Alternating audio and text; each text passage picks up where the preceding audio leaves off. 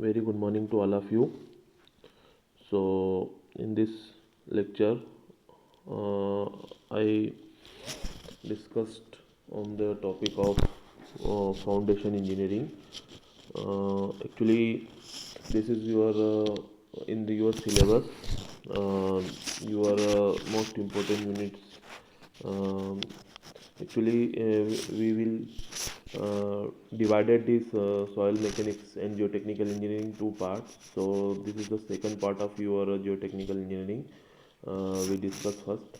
Uh, so in this topic, we discuss on the foundation engineering portion. What do you mean by foundations? Different types of foundations, their bearing capacity, and different types of bearing capacities.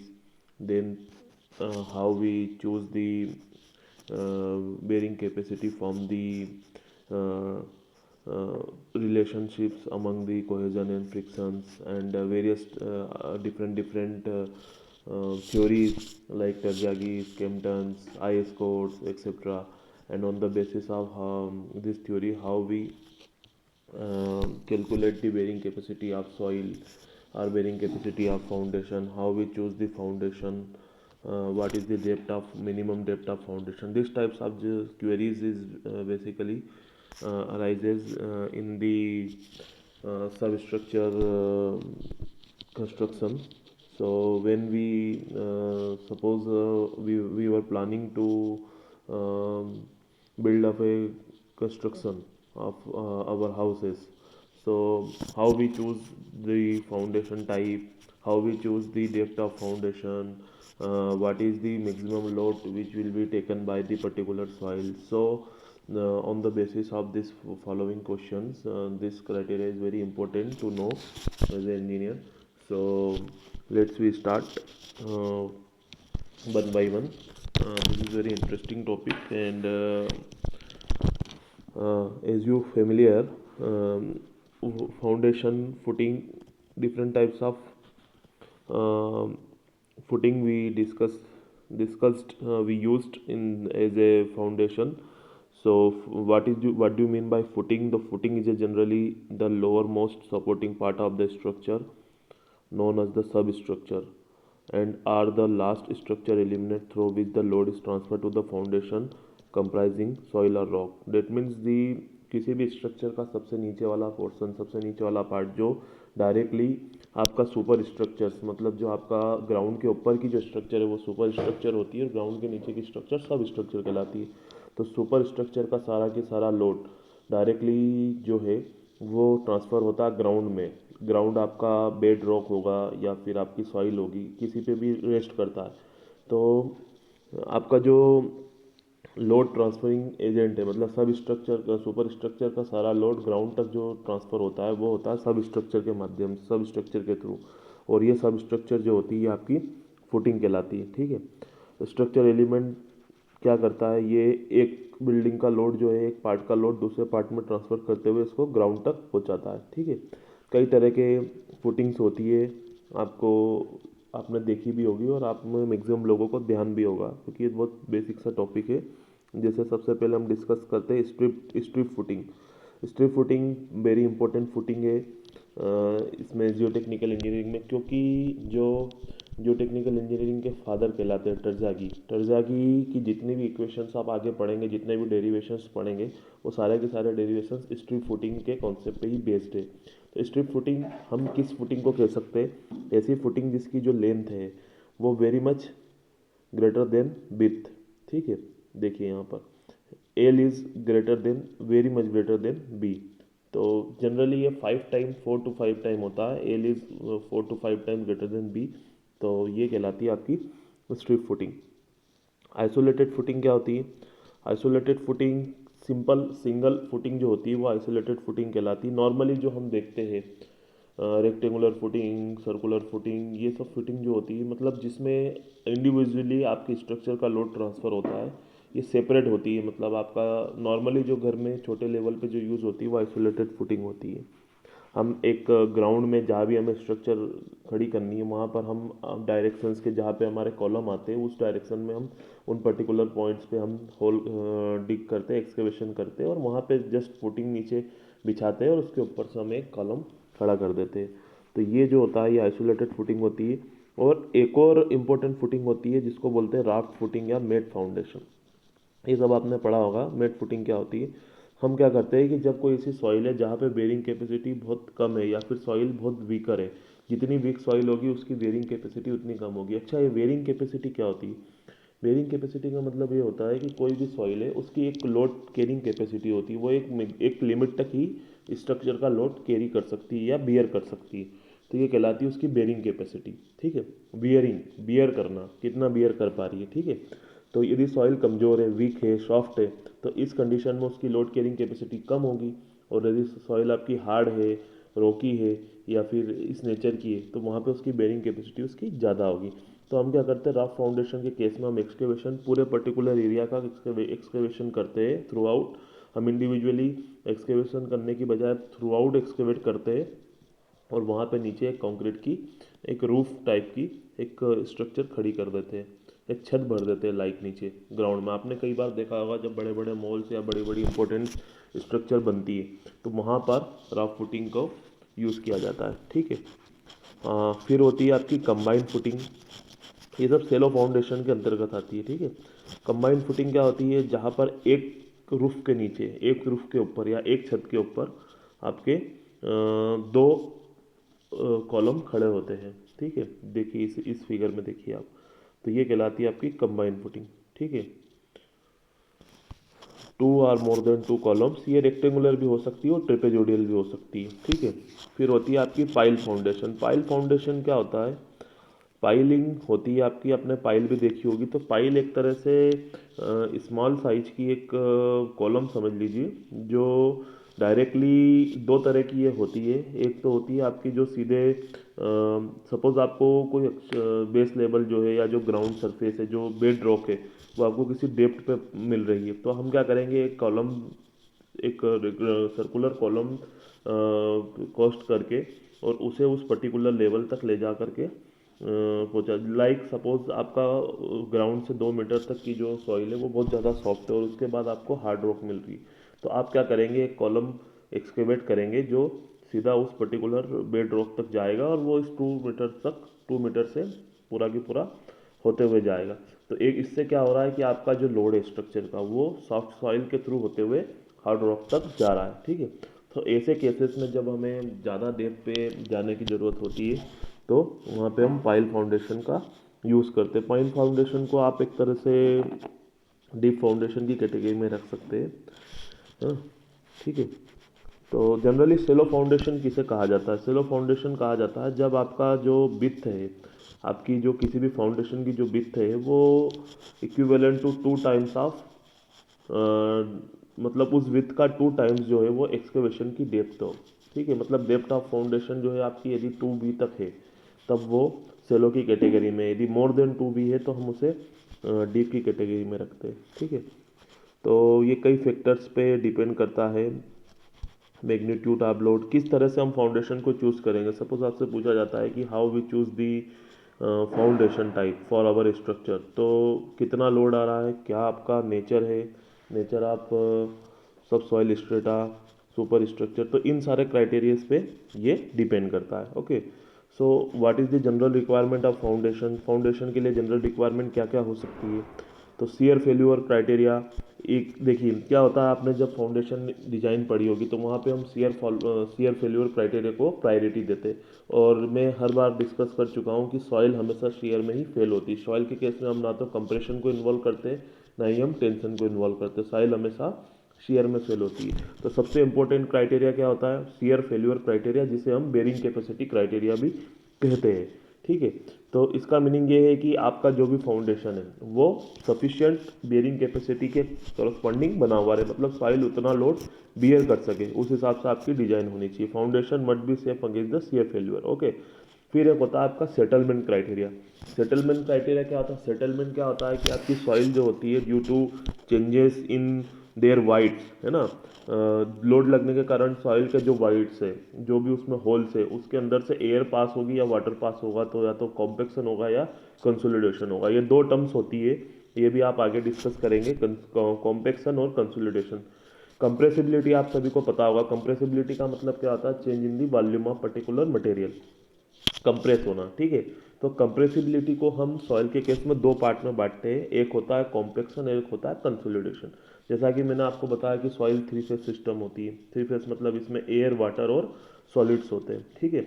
तो अब load लगने के कारण, due to load, आपके यदि soil के pores में से, सॉइल के होल में से यदि वाटर जो है निकल रहा है ना, विदाउट चेंजिंग दी, इंटरचेंजिंग दी एयर, तो ये जो कंडीशन होती है इसे कहते हैं हम कंसोलिडेशन। कंसोलिडेशन के केस में क्या होता है, सॉइल का जो वाटर होता है, जो प्रेशर होता है, पोर प्रेशर जिसको हम बोलते हैं, वो बाहर निकलता है, और बाकी का आपका जो एयर होती है वो सेम एज इट इज़ रहती है। जबकि यदि हम इसकी बात करें कॉम्पेक्शन की, तो कॉम्पेक्शन में क्या होता है कि कॉम्पेक्शन में आपका पानी हम मिलाते जाते हैं, मतलब वाइड्स में से केवल एयर लोड लगने के कारण आपकी एयर जो होती है वो रिलीज हो जाती है, बाहर निकल जाती है, और आपकी जो सॉइल होती है वो पानी के कांटेक्ट में आकर के कॉम्पैक्ट हो जाती है।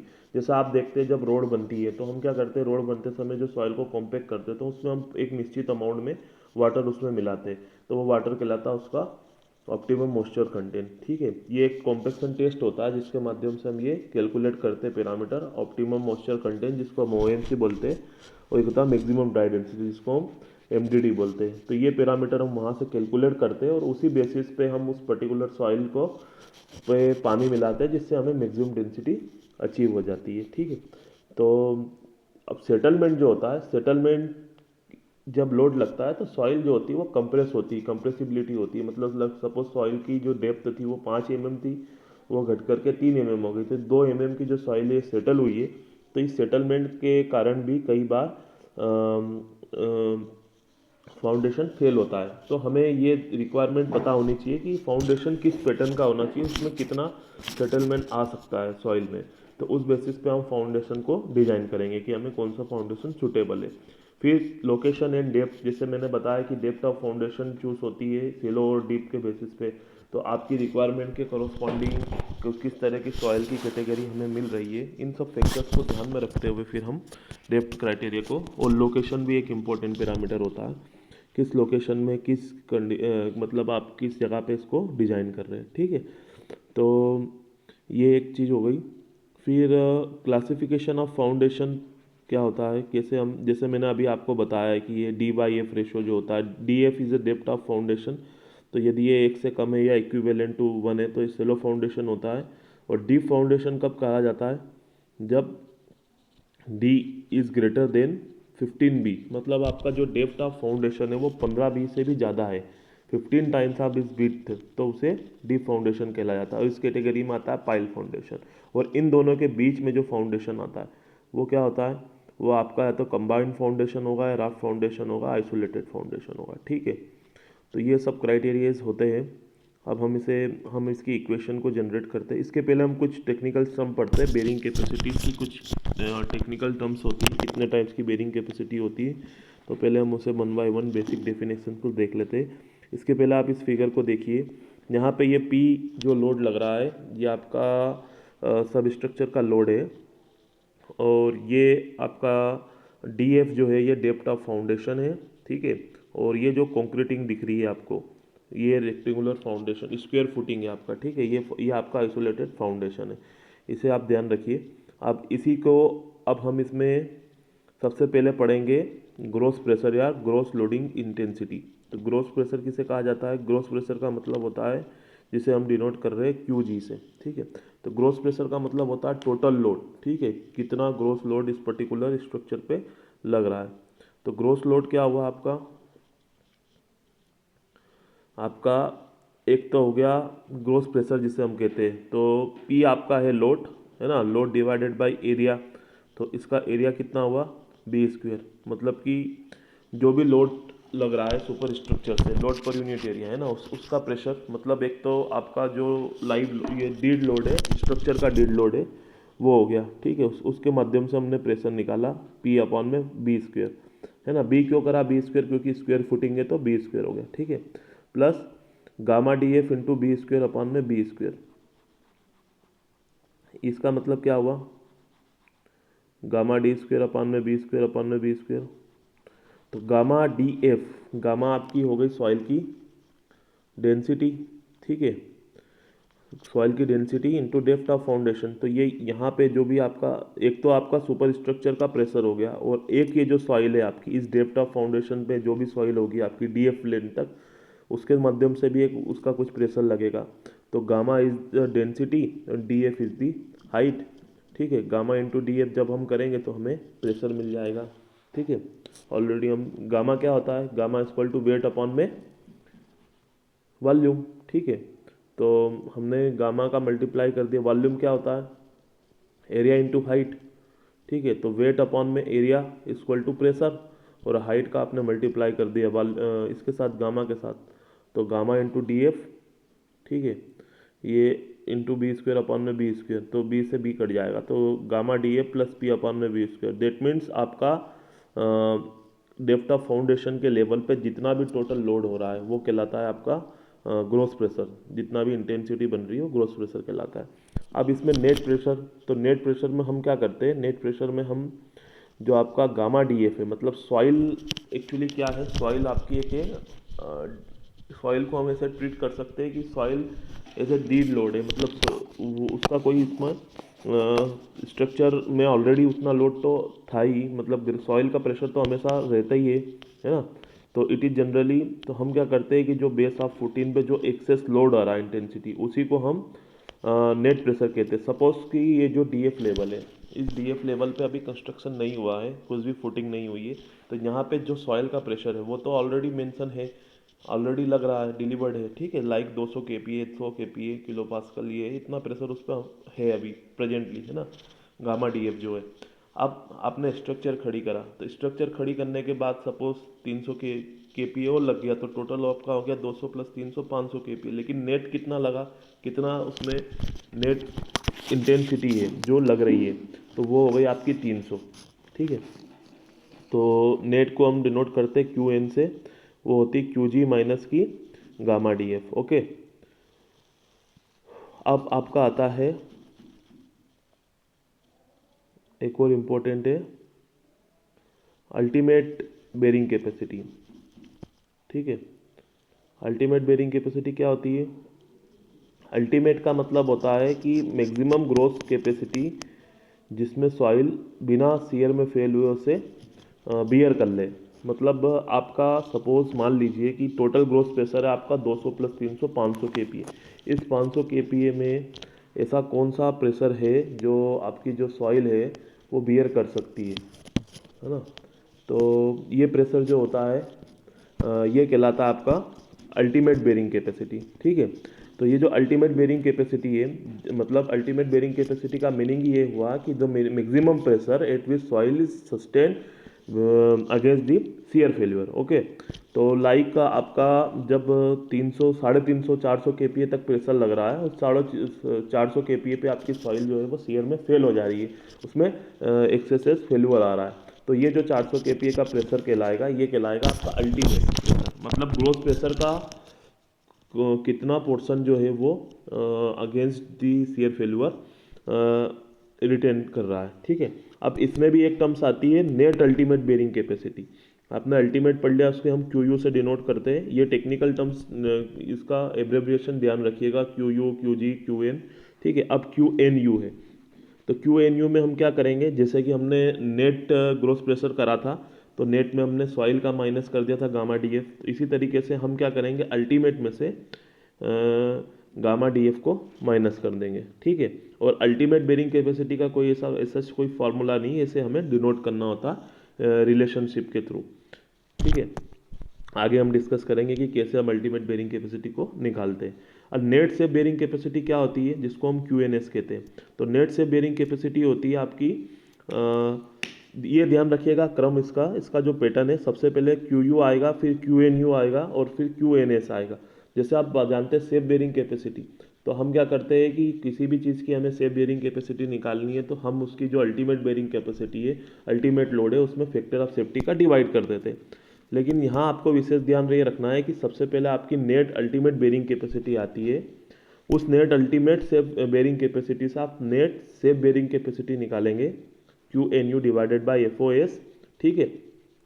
और वो निकालने के बाद आप क्या करेंगे, फिर आपको सेफ बेरिंग कैपेसिटी निकालनी है, ठीक है, ग्रोस सेफ बेरिंग कैपेसिटी जिसे कह सकते हैं। तो सपोज आपको नेट सेफ बेरिंग कैपेसिटी पता लग गई है, नेट से आपको ग्रोस सेफ बेरिंग कैपेसिटी निकालना है, तो आप क्या करेंगे, सॉइल वाला जो पोर्शन है उसे प्लस कर देंगे, प्लस गामा डी एफ, ठीक है, Q N U divided by F O S plus gamma D F. आप यहाँ ध्यान रखेंगे कि आप डायरेक्टली ये नहीं करेंगे कि Q U ultimate bearing capacity है तो Q U divided by F O S कर देते हैं, नहीं, इसके लिए आपको पहले नेट निकालना होगा, फिर नेट सेफ निकालना होगा, और फिर नेट सेफ के बाद में आप ग्रोस प्रेशर को, ग्रोस सेफ बेरिंग कैपेसिटी को कैलकुलेट कर सकते हो। तो इस पर कई न्यूमेरिकल्स आते हैं, ये आपको देखना होगा।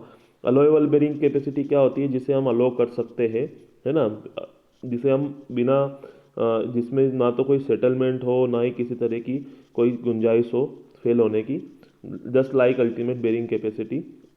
बट अल्टीमेट में क्या आता है कि एकदम फाइनल कैपेसिटी होती है, उसके बिहाइंड वो फेल हो जाता है। और अलोएबल में हम नेट इंटेंसिटी को डिनोट करते हैं, नेट अल्टीमेट बेरिंग कैपेसिटी को, जिसपे आपकी सॉइल में किसी तरह की पॉसिबिलिटी नहीं हो। It is this smaller of net safe bearing capacity and safe bearing capacity, इन दोनों में से जो भी स्मॉलर हो, नेट क्यू एन एस और क्यू एस में से, वो आपकी अलोएबल होती है, उतना हम अलो कर सकते हैं, मतलब उसे हम एफ ओ एस से डिवाइड करने के बाद में अडोप्ट करते हैं, लाइक अलोएबल।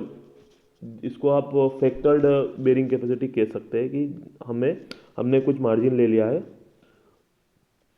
ओएस कोड में अलोएबल बेरिंग प्रेशर को अलोएबल बेरिंग कैपेसिटी भी कहा जाता है, ठीक है, जिसे हम क्यू ए से डिनोट करते हैं, क्यू ए नेट से, ठीक है।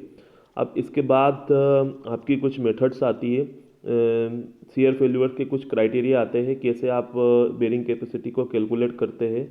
तो इसकी कई एनालिटिकल मेथड होती है, और कुछ फील्ड टेस्ट होते हैं, और कुछ कोडल प्रोविजंस होते हैं। तो एनालिटिकल मेथड्स में पढ़ने के लिए पहले हमें different types of share failures को देखना होगा, जो हम नेक्स्ट वीडियो में हम देखेंगे कि कितने टाइप्स के शेयर फेल्यूर्स होते हैं, जनरल पंचिंग और लोकल शेयर फेल्यूर, ये क्या होता है और इनका क्या यूज़ होता है। Okay, thank you.